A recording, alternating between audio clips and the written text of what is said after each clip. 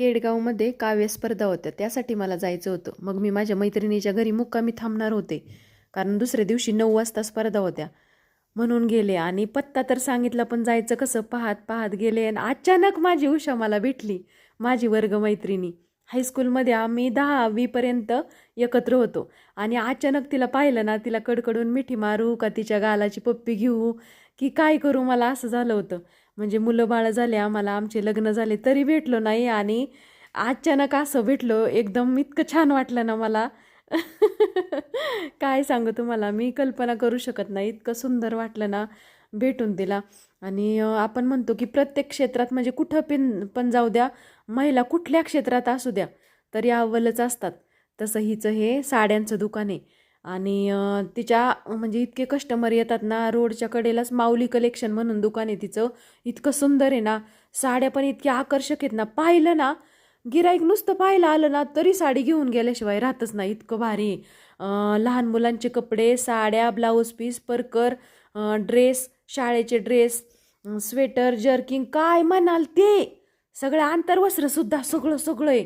इतकं छान आहे ना. हो का, ह्या ताई बघा किती छान पिवळी आंबा कलरची साडी घातली, गोड हसत्यात. तिच्या दुकानात कोणी पण फ्रेशच होतं आहे आलं की. इतकं मस्त आहे ना, आणि स्वस्त आणि मस्त, तुम्हाला परवडन असं आहे दुकानात सगळं. पहा, तुम्ही पाहू शकता किती छान आहे.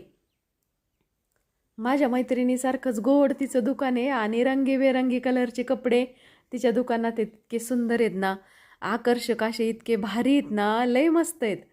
सगळं तिचं दुकानच इतकं छान आहे ना, मला इतकं भारी वाटलं ना, लय भारी बाबा.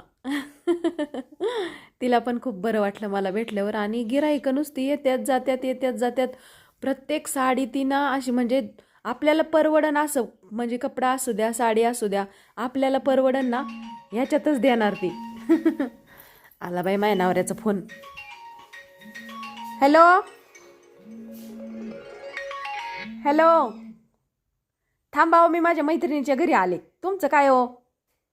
हा पोचले, मी पोचले, स्टँडवर आलते तेव्हा फोन केलता की. हे आमच्या राजेश खन्नाचं, सॉरी, माझ्या नवऱ्याचं तसलं चाव. पोचली का पोचली का. नवरी माणसांना काळजी असती म्हणून फोन करतात, मला मस्त कळत आहे. बरं जाऊ दे, कुठं आलतो आपण? दुकानात आलतो, तुम्ही पण या.